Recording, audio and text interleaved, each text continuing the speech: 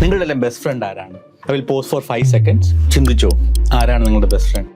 കണക്കുകൾ പറയുന്നത് ChatGPT എന്നാണ്. Became friends with my ChatGPT. 24 hours to see if my AI friend can become my best friend. പണ്ടൊക്കെ നമ്മുടെ സീക്രട്സോ എന്തുണ്ടെങ്കിലും നമ്മൾ ഫ്രണ്ട്സുമായിട്ട് ഷെയർ ചെയ്യായിരുന്നു അല്ലേ? പക്ഷേ ഇപ്പം നമ്മൾ എന്ത് പ്രശ്നം വന്നാലും, നമുക്ക് വിഷം വന്നാലും സന്തോഷം വന്നാലും, നമ്മുടെ ഇമോഷണൽ ഇംബാലൻസ് വന്നാലും, എന്തെങ്കിലും സീക്രട്ട് ഉണ്ടെങ്കിലും നമ്മൾ ചെയ്തത് ChatGPT ആയിട്ടാണ്, റൈറ്റ്? അപ്പോൾ ChatGPT അടുത്ത് ഇത്തരം സീക്രട്സ് ഷെയർ ചെയ്യാൻ കൊള്ളാവോ? വിശ്വസിക്കാൻ പറ്റുന്ന ഒരു മോഡലാണോ അല്ലെങ്കിൽ ടൂളാണോ ChatGPT അല്ലെങ്കിൽ അതുപോലത്തെ AI ടൂൾസ്?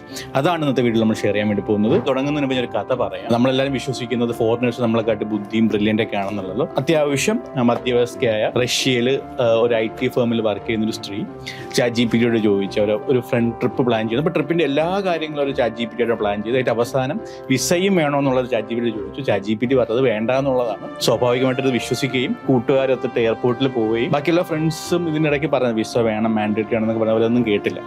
നിങ്ങൾ ആ സിറ്റുവേഷനിൽ നിങ്ങളുടെ ഫ്രണ്ട്സുമായിട്ട് എയർപോർട്ടിൽ പോകുന്ന സമയത്ത് അവിടുത്തെ ഓഫീസർ വിസ ഇല്ലാതെ കയറ്റി വിടത്തില്ല എന്ന് പറഞ്ഞ് നിൽക്കുന്ന സിറ്റുവേഷൻ അത് തന്നെയാണ് അവർക്കും സംഭവിച്ചു.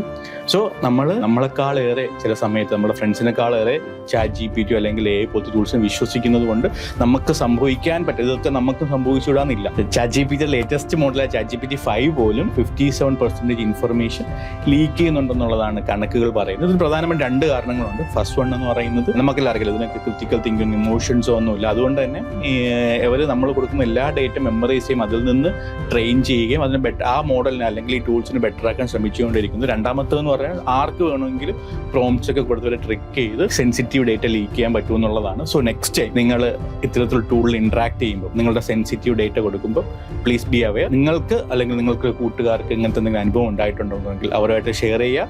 നിങ്ങളുടെ ഒപ്പീനിയൻ താഴെ കമന്റ് ബോക്സിൽ രേഖപ്പെടുത്തുക. Thank you.